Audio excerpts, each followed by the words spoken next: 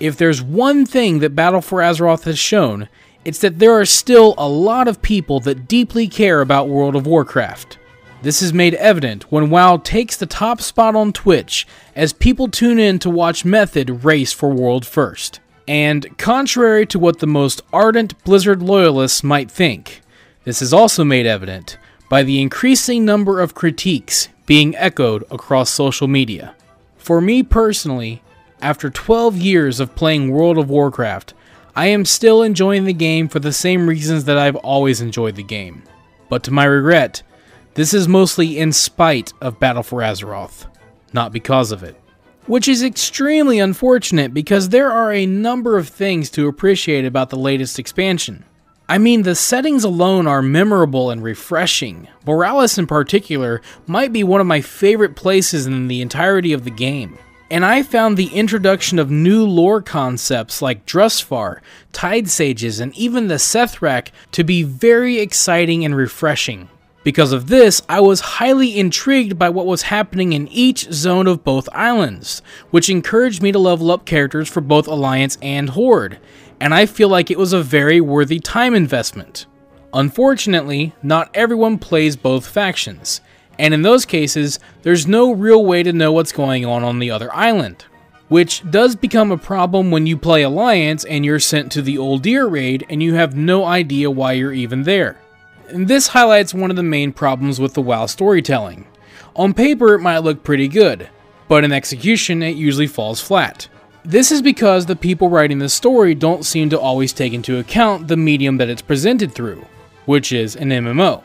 This is abundantly clear when you consider BFA's main storyline, which is the conflict between the Alliance and the Horde.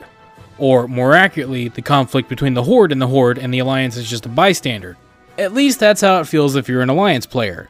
If you're a Horde player, you feel like a double agent with no real moral conviction whatsoever. It just seems like a lot of times characters and plot points don't come across the way they're intended to, leaving players confused.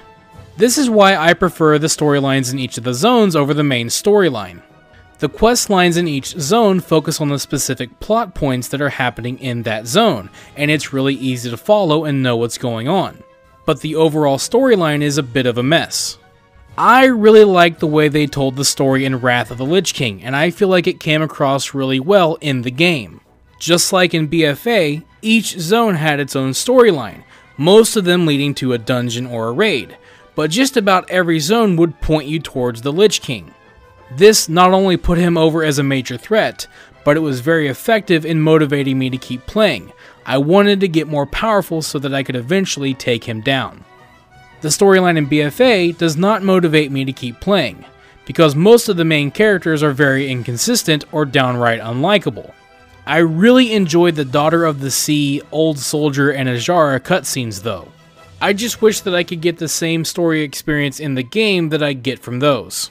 Fortunately, there's a lot more to World of Warcraft than the story, and I went into BFA hoping that the gameplay would motivate me in a way that the story didn't.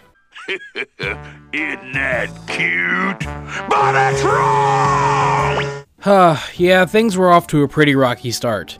I mean, right off the bat, I'm hit with a global cooldown change that was literally an April Fool's joke that Blizzard made back in 2006. I'm not kidding. So, I'm trying my best to get used to a combat system that feels a lot more clunky than what I'm used to. I've lost my artifact weapon, and as I level up, eventually I lose my legendaries.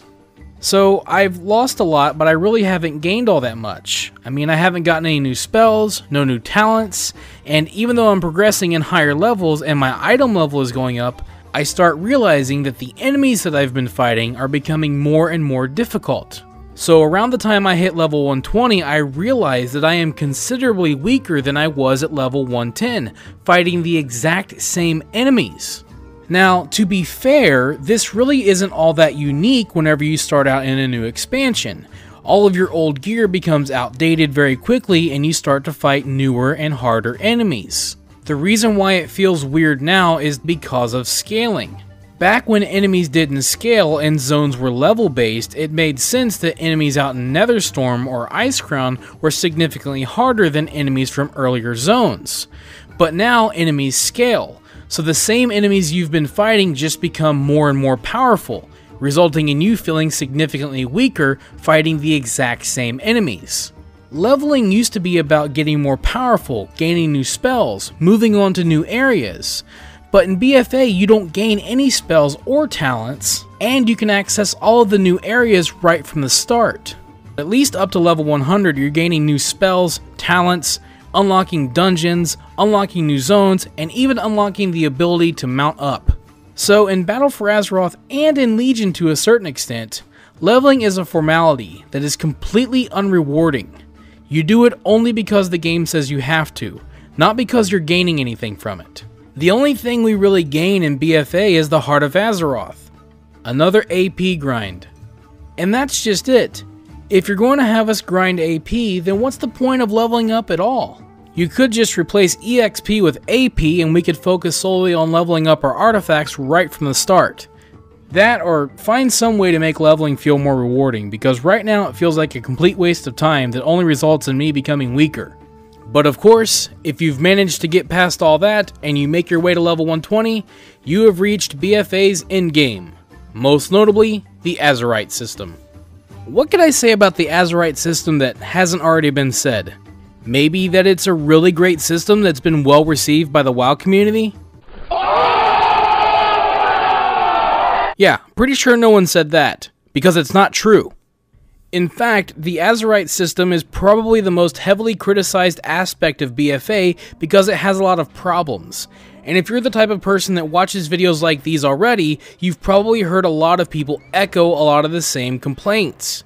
So, to save time, I'm not going to go over everything that I think is a problem with the Azerite system. I'm simply going to focus on the things that I find are most troubling about it.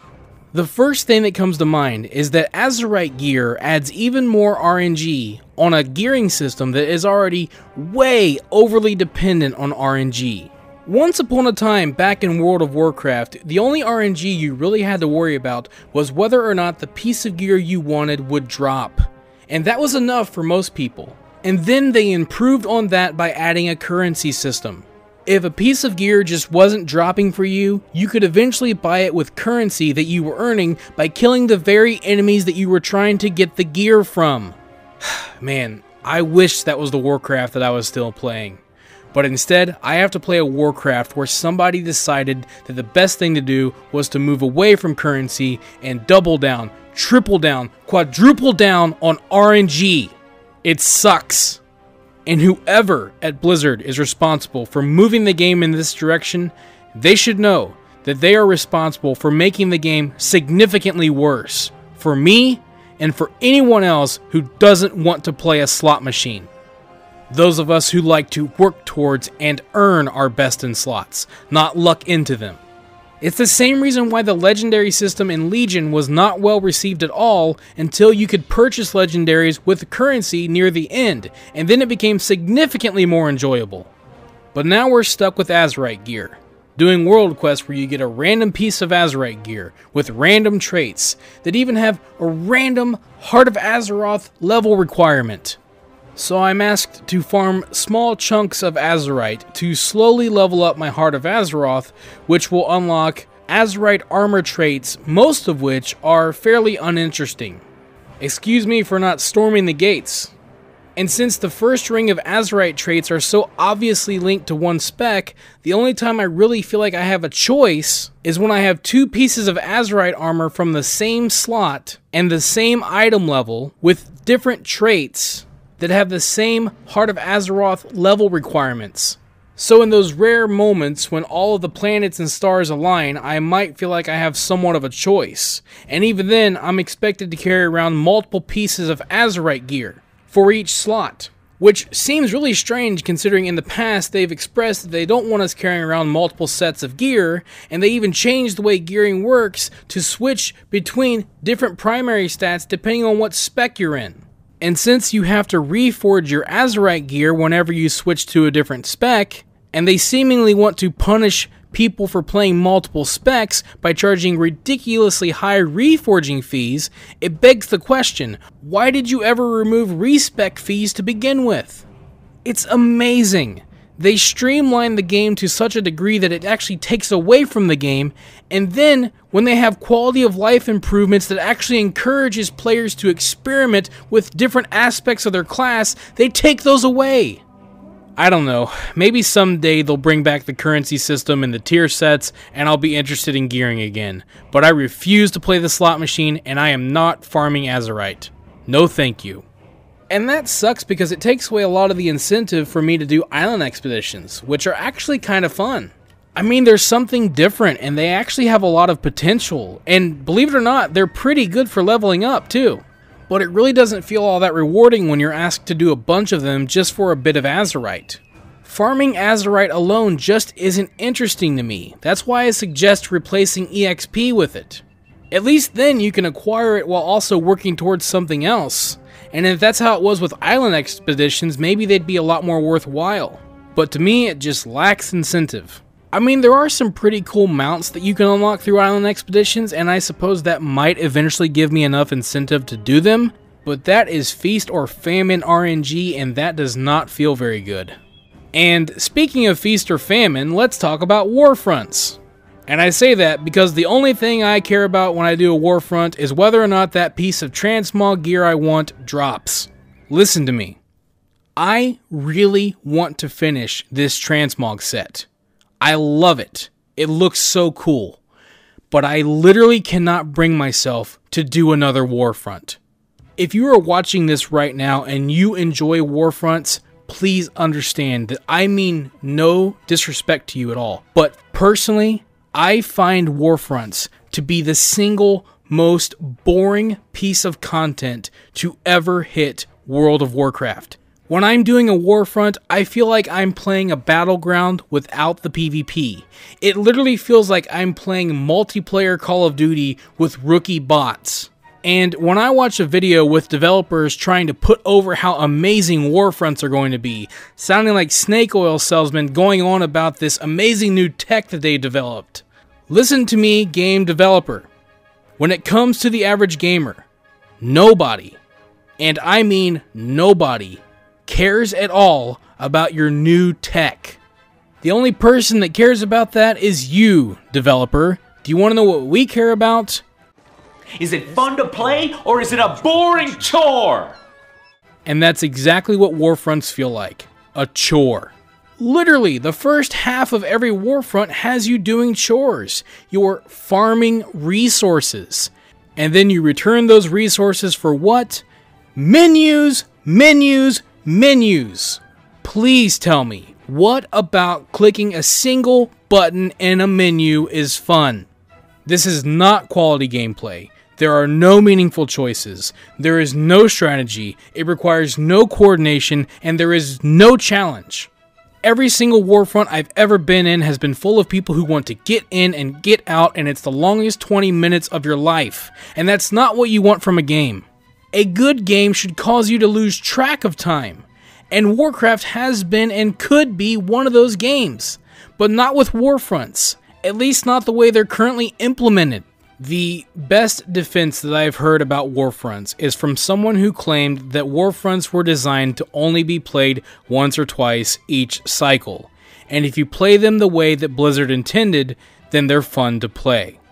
I find that last statement to be very damning because it may ring true for all of BFA. If you would just play the game the way Blizzard intended, then you might start having fun. And that's sort of the root issue, isn't it? It's Blizzard's design philosophy. Their approach to BFA seems to be to carefully plan out each and every single step that every player is going to make, and even rig the pacing of their progression. WoW doesn't even feel like a theme park MMO anymore. At least when you're in a theme park, you can choose which rides you want to ride, as much as you want to ride them, and when you want to ride them. BFA feels more like a safari or a train ride. The pace is set, and it's moving in a straight line. I guess I just don't enjoy being treated like a trained monkey going through hoops. I just have a hard time believing your game director when he says that the main thing that Blizzard cares about is that their players are having fun when you remove so many things that players have enjoyed. Things like rep tokens, the currency system, tier sets, and gear reforging have all been removed, but the game still has a mission table. One of the most universally hated systems in Warlords of Draenor was kept around in Legion, and the only reason why it was somewhat tolerated was that it was pretty good for making gold. But since you wanted to shut down the gold factories, you gutted it to the point of uselessness. Now it can earn me a pittance of Azerite or gold, or reputation for factions that I'm already exalted with. I cannot help but wonder why it's still in the game.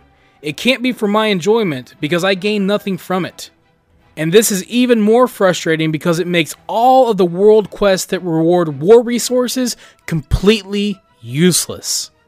As I said in the beginning, I love WoW for the same reasons that I've always loved WoW. I love leveling up new characters, I love making gold, and I love making guides. But there is very little that I love about Battle for Azeroth. I also don't love the feeling that my feedback and the feedback of so many others is being ignored by Blizzard.